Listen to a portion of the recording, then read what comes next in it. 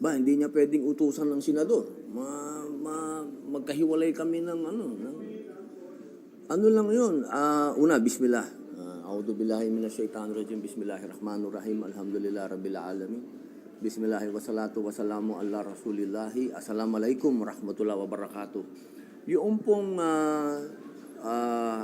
paanyaya ng ating mahal na Pangulo. Lagi naman po yan, magmula po nang ako ay naging senador, lagi pong may paanyaya ang Pangulo para makasama siya sa hapunan.